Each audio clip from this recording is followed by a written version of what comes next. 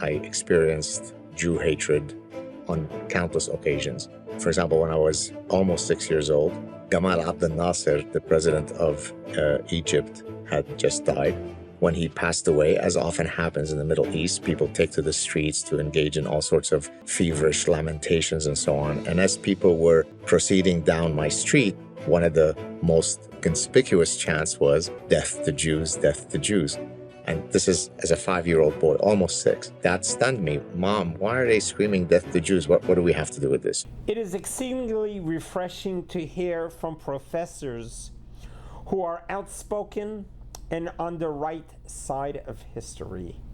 I would like to introduce in this clip Professor Gad Saad, who has an amazing reputation for not only being a truth seeker, but not being afraid to tell the truth. Let's watch it together and then we'll discuss it afterwards. Kindly subscribe to this channel so we can keep on growing the channel, that a little bit of light will push away a lot of darkness. There's an expression in Arabic, first we come for the Saturday people, then we come for the Sunday people. So first we will rid the land of the Jews, but don't worry, Christians, we're coming for you next. My name is Gad Saad, and this is my story. I am a professor, author, and evolutionary behavioral scientist. So I was born in Beirut, Lebanon in 1964. We were part of the last remaining dwindling community of Lebanese Jews. But in terms of my childhood growing up in Lebanon, it was a happy childhood, although several elements made it less than ideal. Certainly from a Jewish perspective, I experienced Jew hatred on countless occasions. For example, when I was almost 6 years old, Gamal Abdel Nasser, the president of Egypt, had just died. When he passed away, as often happens in the Middle East, people take to the streets to engage in all sorts of feverish lamentations and so on. And as people were proceeding down my street, one of the most conspicuous chants was, "Death to Jews, death to Jews." And this is as a 5-year-old boy, almost 6. That stunned me. Mom, why are they screaming death to Jews? What do we have to do with this? When I was about 9 or 10, we were in class and the teacher asked each of the kids to stand up and tell us what they wanted to become when they grew up. I want to be a doctor. I want to be a soccer player. I want to be a police officer. A kid stands up and says, when I grow up, I want to be a Jew killer, to raucous laughter and applause. When I was 10, the Civil War broke out in Lebanon in 1975, where it really became impossible to be Jewish. Death awaited you at every second of every day during the Lebanese Civil War. There were snipers everywhere. Well, when I would want to go out and play, because I'm a kid, my parents would say, don't cross this particular line because that would open you up to the eyesight, the scope of certain snipers. It felt like bombs were dropping every day. We learned how to either run and duck or not, depending on the whistle signature of the way the bombs were dropping. So it just became untenable. We found out, for example, that there was a Jewish family a couple of houses down that had been shot and executed. So your turn was going to come. We didn't need to experience more than the first year of the Civil War to say, it doesn't look like our future is here anymore. We had to hire militia to get us to the airport. As we were going through different neighborhoods in Beirut, you're now going across militia areas. There's fire that's coming on the car. There's artillery everywhere. There's snipers everywhere. So it's really a Rambo movie. And so we were being squashed down at the bottom of the car with our luggage to try to protect us. We got on the plane, and then the pilot says that we've now cleared the Lebanese airspace. And so my mother takes out the Star of David. She puts the Star of David around my neck and she says, now you can wear this, not hide your identity, and be proud of who you are. I remember that probably within 2 months of having arrived in Montreal, it's very, very gloomy. And there is this white stuff falling from the sky. And I'm like, this place sucks. It's so dark and cold. And then I remember thinking, well, it's a lot better to have snowflakes falling on me than bombs and snipers.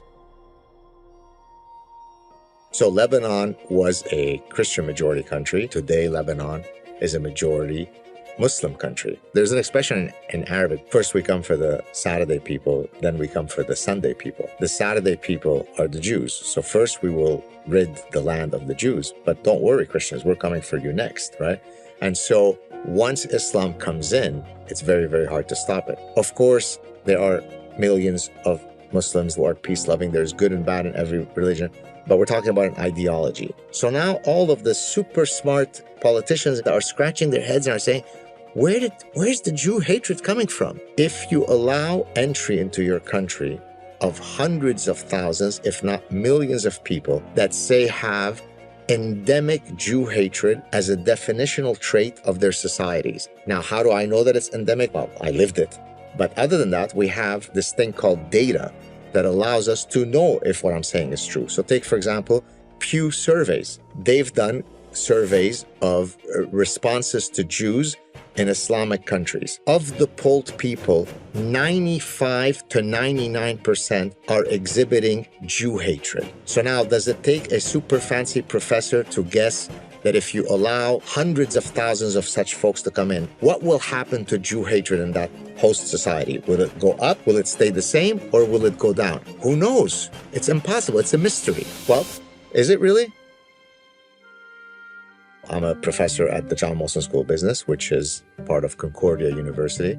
In 2024 to 2025, though, I'll be serving as a visiting professor and global ambassador at Northwood University. And so I study the biological and evolutionary underpinnings of what makes us the consumers that we are.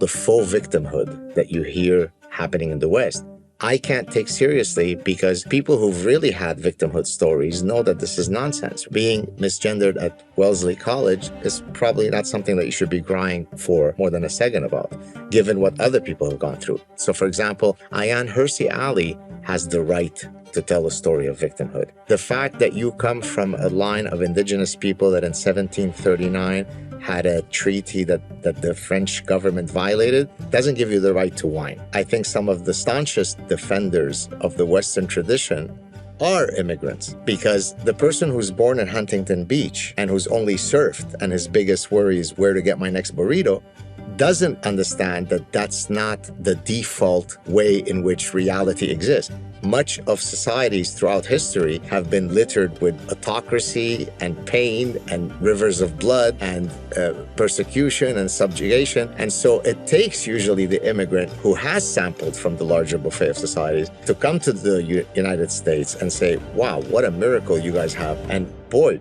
be careful. You don't want to lose it. To all Americans who might be watching this, heed my warning. Never take for granted your liberties. It's not built into the mechanism as a default value. It's something that you have to always be vigilant in defending. Ronald Reagan said, freedom is never more than one generation away from extinction. And so it is important for Americans to think that you can blink your eyes and your society can change. So always be vigilant. Don't think it's a default value to live in this beautiful paradise that you take for granted.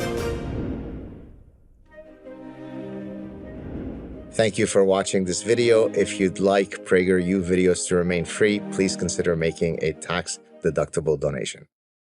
Not taking freedom for granted. It's kind of the price of liberty and freedom that we get to pay, is that we forget what it's like, what life used to be like before. I look myself personally, I'm 64 years old. I was born in 1961, just 20 some years after the Holocaust.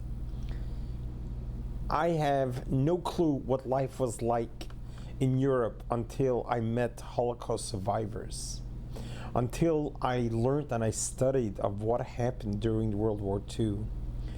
But growing up in the 60s, 70s, 80s, 90s, marching into the 21st century, we don't realize how lucky we are. We don't realize how fortunate are we to have been able to live the last 6-7 decades in freedom in comparison to the way life was before. And that's what I think the professor is trying to drive home to all of us. That freedom is not something that comes natural. We have to work for it. But when we get it, we need to be grateful for it and not take it for granted. He quoted Ronald Reagan that every generation of freedom is one generation away from extinction, which is frightening and scary. But, prior to World War II, the world never expected to lose so many millions of people. We know of those millions, 6 million was from the Jewish people, and so many other, up to 20 million, whatever the numbers were. And it's so hard for us to fathom, to wrap our minds around the numbers of losses that occurred during World War II and during any war. And war is against the living. We cannot continue on living and being stuck in the 7th century. We cannot just keep on killing each other and destroying each other's lives. We have to embrace the future. We're in the 21st century. We're living in such miraculous times. The gifts that God has given us in the 21st century compared to our preceding years is insurmountable. The fact that you and I can be part of this evolution of tremendous amount of leaps and bounds in all areas of life, to see what's happening in the world of medicine, the world of education, the world of travel, the world of communication, the world of academics, the world of interpersonal relationships, understanding human psychology. We're living in such miraculous times, but we cannot take that for granted. God is giving us so much good now. God is just pouring us goodness and kindness. What is our response to God? Death, war, misery, killing, savage, barbarism. It doesn't belong in the 21st century. And we cannot allow that to continue to happen. As the professor said, first they go to the Saturday, then to the Sunday, which means first they get rid of the Jews, then they get rid of the Christians. We need not fool ourselves. It's not just about the Jews. And it's not just about the Christians, it's about the whole Western world. That's the war that we're fighting. But we have an edge. We are people of life. We are people that are going to bring light to this dark world. So we have God on our side. So let's come together. Let's keep this amazing alliance together so that we can defeat the darkness and the evil. Just like the name of my channel, a little bit of light pushes away a lot of darkness. That phrase I learned after I survived the mass shooting at our temple in 2019, April 27. I realized darkness came to our synagogue and killed Lori Lynn Gilbert K. right in front of my eyes, and then wanted to kill me and the children behind me. And I went to save the children, which we thankfully did, but I took bullets to my fingers, but the rest of me survived. And I realized there is darkness that came, but I'm going to be a light. A little bit of light pushes away a lot of darkness. And I spent my life since April 27, 2019 in trying to bring as much light as possible. Each one of us can bring light. Each one of us need to think ourselves as we are a little match. A little match can bring so much light to the world. You could light so many candles with just one match. And when you light from one candle to another candle, the flame doesn't get diminished. Such a beautiful lesson. The more you give, the more you do, you don't get diminished, but your flame remains a flame.